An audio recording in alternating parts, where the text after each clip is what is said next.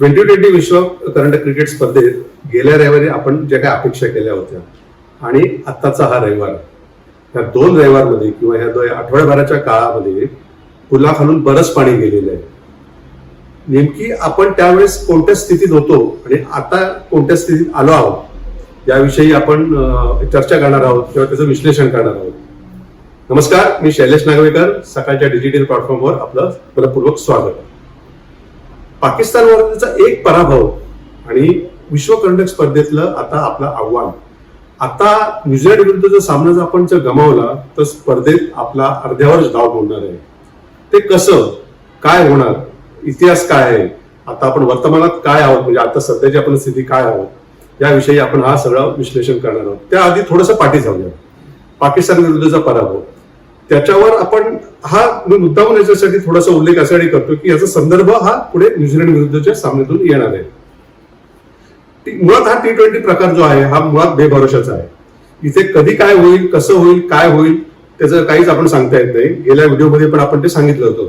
एखादा षटकार किंवा एखादी विकेट सुद्धा काय करू शकतं हे आपण वेळोवेळी अनुभवलेलं आहे. पाकिस्तान विरुद्धचं काय झालं की आपण IPL मध्ये बरंच खेळलेलो होतो, अनुभव होता आपल्या पाठीशी, सर्व फॉर्मात होते, हे सर्व खरं आहे. पण आपण अभ्यास जो करायला पाहिजे तो केला नाहीये. शहीनशाह आफ्रिदीने जे आपल्या ओपनर्सला बॉल टाकले, 2 बॉल टाकले, खतरनाक बॉल टाकले आणि त्याचा अभ्यास आपण केलेला नव्हता. की अजूनपर्यंत रोहित शर्मा हा T20 असो किंवा व्हाईट बॉल क्रिकेट मधला दादा फलंदाज होता. जे लेंथ बॉल येतात त्याला तो व्यवस्थितपणे खेळतो, सगळं अगदी त्यांनी चांगली परफॉर्मन्स तरी केलेला आहे. पण त्याने यॉर्कर सुरुवातीच्याच लगेचच आपल्याला यॉर्कर पडेल याचा त्याने विचारही केला नव्हता आणि त्या शहीनशाह आफ्रिदीने यॉर्कर टाकला आणि त्याला पायचित केलं. त्यानंतर KL राहुल, जो त्याने शहीनशाह आफ्रिदीने जो स्विंग केला तो त्याला स्विंग एवढा बॉल स्विंग होईल याची त्यांनी अपेक्षाच केली नव्हती. आणि आपल्याला सुरुवातीला ते जे 2 धक्के बसले त्यातून आपल्याला सावरता आलंच नाही. भले नंतर विराट कोहलीने एक अर्धशतकी खेळी केली, आपण बऱ्यापैकी धावा केल्या होत्या, पण त्या धावा सुद्धा निर्णायक ठरू शकल्या असत्या. नंतर काय झालं, आपण बॉलिंगच्या वेळेस आपण आक्रमण चुकीच्या पद्धतीने सुरू केलं. ज्यावेळेस पाकिस्तान विरुद्धची जी तसं बघायला गेलं तर ती 150 धावांची धावसंख्या, ही धावसंख्येला आपण अगदी जोरदार आक्रमण सुरू करायला पाहिजे होतं. ते आपण कोणाद्वारे केलं तर भुवनेश्वर कुमार, ज्याने IPL मध्ये ज्याचा संघ तळात गेला होता, IPL मध्ये त्याची गोलंदाजीला धावा करण्यात आलेला होता, तो फॉर्मात नव्हता, अशाद्वारे आपण आक्रमण केलं आणि त्याच्या पहिल्या ओव्हरमध्ये 10 धावा निघाल्या आणि तिथूनच आपला जो उरलेला जे काय आव्हान होतं ते संपुष्टात यायला लागलं. हा थोडासा मी इतिहास अशासाठी सांगितला किंवा आपण बोललो आपण की त्याचा पुढे हा रेफरन्स येणार आहे. आताचा हा न्यूझीलंड विरुद्धचा सामना आपण खेळणार आहोत. हा सामना जर आपण हरलो तर स्पर्धेतून बाहेर, जिंकलो तर आपलं आव्हान कायम राहील. पण आता न्यूझीलंड विरुद्धचा इतिहास काय सांगतो. आपण 2003 मध्ये सौरव गांगुलीच्या नेतृत्वाखाली साऊथ आफ्रिकेत जो वर्ल्ड कप झाला त्यात आपण जिंकलो होतो. त्यानंतर वेळोवेळी ICCच्या स्पर्धेत, बरं तर T20 असेल, 50-50 षटकांचा वर्ल्ड कप असेल किंवा आता गेल्या काही महिन्यापूर्वी झालेली कसोटी अजिंक्यपदाचा सामना असेल, आपण नेहमीच न्यूझीलंड संघाकडून हरलेलो आहोत. पाकिस्तान विरुद्ध आपण वर्ल्ड कप मध्ये कधीही हरलो नव्हतो, ते आता आपण गेल्या रविवारी हरलो. आता न्यूझीलंड कडून कधीही जिंकलेलो नव्हतो, आता त्याचं काय होणार हा प्रश्न सर्वात महत्वाचा आहे. आता एक लक्षात घ्या, या कसोटी या T20 वर्ल्ड कप नंतर विराट कोहली कर्णधार पद सोडणार आहे T20चं. रवी शास्त्री आपला प्रशिक्षक पदाची धुरा खाली ठेवणार आहेत. म्हणजे हा उद्याचा आजचा जो सामना जो आहे हा त्यांच्यासाठी शेवटचा असू शकतो. त्यांच्यासाठी सगळ्या टीमला, आपल्या सगळ्या संघांना एकत्रितपणे लढावं लागणार आहे, एकत्रितपणे झुंज द्यावी लागणार आहे. चुका ज्या झाल्या आहेत त्या चुका, बारीक बारीक छोट्या छोट्या चुका आपल्याला सुधाराव्या लागणार आहेत. मी मगाशी म्हटलं जो रेफरन्स जो आता पुढे येणार आहे तो तोच की काय घडू शकते, अगदी छोट्यातल्या छोटी सुद्धा आपलं एखादं चूक म्हणा किंवा छोट्यातली छोटी सुद्धा गोष्ट म्हणा याचा आपल्याला विचार करून खेळावा लागणार आहे. प्रत्येक चेंडू आपल्याला तसा खेळावा लागणार आहे. यॉर्कर, मी मगाशी म्हटल्याप्रमाणे यॉर्करची अपेक्षा केली नव्हती सुरुवातीच्या वेळेस, तो सुद्धा आपल्याला डोक्यात ठेवून खेळ करावा लागणार आहे. ओपनर्स, मिडल ऑर्डर, तळातल्या फलंदाजांची बॉलिंग आणि नंतर आक्रमण असेल, ते आक्रमण सुद्धा कोणाद्वारे सुरू करायचं. भुवनेश्वर कुमारला आता खेळवलं जाईल की नाही माहित नाहीये, पण जरी खेळवलं गेलं किंवा त्याच्याऐवजी दुसरा कोणतरी बॉलर आला तर त्याने सुद्धा कसं आक्रमण करायचं हे सुद्धा आपल्याला करावं विचार करून आपल्याला डावपेच राखावे लागणार आहे. मॅच उद्याची कुठे होणार आहे? दुबईच्या आंतरराष्ट्रीय स्टेडियमवर, जिथे आपण जो पहिला सामना हरलो होतो. तिकडे आता कालचंच पाकिस्तान आणि अफगाणिस्तान तिथेच झालेला होता. अफगाणिस्तानने पण त्या धावा केल्या, 150च्या आसपास धावा केल्या होत्या.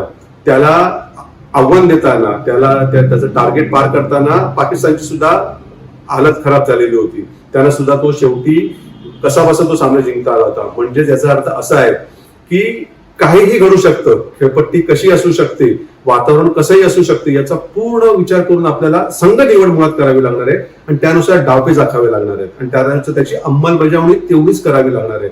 आता एक गोष्ट तर नक्की लक्षात आलेली आहे की वर्ल्ड कप सुरू झाल्यापासून ते आताच्या सामन्यापर्यंत ही अंदाधुंद फलंदाजी, बिंदास फलंदाजी हे राहिलेले नाहीये. हे या वर्ल्ड कप मध्ये होत नाहीये. या शारजातल्या किंवा या अबुधाबीतल्या किंवा या दुबईच्या खेळपट्टीवर ते घडलेलं नाहीये. इकडे सावधपणा हाच तुम्हाला पुढे साथ देणारा ठरतोय. म्हणजे याचा अर्थ काय करावा लागेल तर आपल्या एखाद्या फलंदाजाने पूर्ण 20 ओव्हर खेळण्याची मानसिकता बाळगून खेळ करावा लागणार आहे. म्हणजे फटके जर मारायचे असतील तर ते डोळे झाकून फटके इथे उपयोगी ठरणार नाहीये. इथे फटके मारायचे असेल तर ग्राउंड स्ट्रोकच मारून तुम्हाला धावा वाढवायला लागणार आहे. टप्प्याटप्प्याने, म्हणजे पहिल्यांदी क्षेत्ररक्षण मर्यादेची पॉवर प्लेची आपण जे 6 षटकं म्हणतो, त्या 6 षटकामध्ये आपल्याला किती धावा करायला पाहिजेत, कशा धावा करायला पाहिजेत, किती धोका पत्करावा लागणार आहे. धोका पत्करावा म्हणजे धोकेदायक फटके मारावे लागणार आहे, याचा विचार करावा लागणार आहे. संपूर्णपणे 20 ओव्हर आपल्याला खेळायचे आहेत. या हिशोबाने आपल्याला फलंदाजी करावी लागेल. त्याच्यासाठी एका फलंदाजीने नांगर टाकावं लागेल आणि दुसऱ्या बाजूने आपल्याला ते धावा वेग वाढवत लागेल. त्यानंतर शेवटच्या षटकांमध्ये आपल्याला तशा आक्रमण, म्हणजे ऋषभ पंत असेल किंवा आता हार्दिक पांड्याला खेळवलं जाईल म्हणतायत त्याने, की तो धावांचा वेग हा असा, तो आलेख हा असा हळूहळू हळूहळू चढवावा लागणार आहे. तो आलेख असा पटकन वरती आपण करू याचा विचार करणे हा चुकीचा ठरेल. त्यानंतर आक्रमणाचं सुद्धा आपल्याला असं राहणार आहे. गोलंदाजीची रचना करावी लागणार. कोण गोलंदाज असतील, भुवनेश्वर कुमारला संधी द्यायची आहे की नाही हाही आता प्रश्न आहे. त्यानंतर हार्दिक पांड्या गोलंदाजी करणार आहे की नाही हे माहित नाही. त्याने सुरू केले असं म्हणतात, पण तो मॅचची 4 ओव्हर टाकेल की नाही हे सुद्धा आपल्याला माहिती नाहीये. तर त्याच्यासाठी आपल्याला आक्रमणाची पण जी धुरा असेल ही बरोबर अगदी नियोजित पद्धतीने करावी लागेल. फिरकी गोलंदाज ते सुद्धा आपल्याला करावं लागेल, कारण इकडे फिरकी गोलंदाज मॅच मध्ये, सामन्यामध्ये तुम्हाला निर्णायक ठरू शकतात. त्याची 1-2 षटकं सुद्धा तुम्हाला महत्वाची ठरू शकतात. तर याच्यासाठी तुम्हाला फिरकी गोलंदाज कधी वापरायचे आहेत, कसे वापरायचे आहेत याचा सुद्धा विचार करावा लागणार आहे. न्यूझीलंडकडे सुद्धा, की त्यांच्याकडे सुद्धा संयमी, त्यांचा कर्णधार केन विल्यमसन हा सुद्धा संयमी बॅटिंग करणारा फलंदाज आहे. त्याला तर ते नक्की समजलेलं, उमगलेले कोड की कशा पद्धतीचे डावाची उभारणी करायला लागेल, कारण तो सुद्धा आपल्याला नेहमीच धोकादायक ठरलेला आहे आपल्याला आयसीसीच्या टुर्नामेंटमध्ये. तो भले बाकी कोणाविरुद्ध खेळणार नाही, पण भारताविरुद्ध तो नक्कीच परफॉर्मन्स देतो.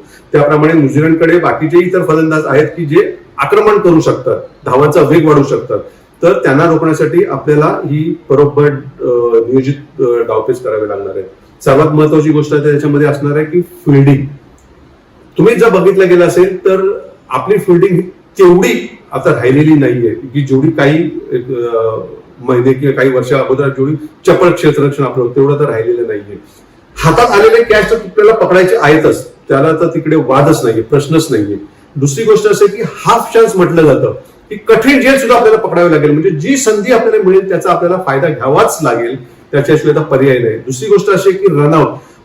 T20 मध्ये फलंदाज हा कधी कधी चुका करतो, स्वतःहून चुका करतो. जिथे 1 धाव असते तिकडे तो 2 धावा काढण्याचा प्रयत्न करतो. अशा वेळेस आपल्याला नेमबाजी म्हणतोय की बरोबर यष्टी उडवण्याची जो एक कला लागते, जी अचूकता लागते, जी आक्रमकता लागते ती आणावी लागणार आहे. म्हणजे इकडे आपल्याला डोळ्यात तेल घालून खेळावं लागणार आहे, अतिशय जागरूकपणे खेळावे. एखादी चूक सुद्धा आपल्याला आपल्या संकटात नेऊ शकते. संकट एवढं संकट आहे की डायरेक्ट स्पर्धेबाहेर आपण जाऊ शकतो. आपला वर्ल्ड कप स्पर्धा इथेच संपू शकते.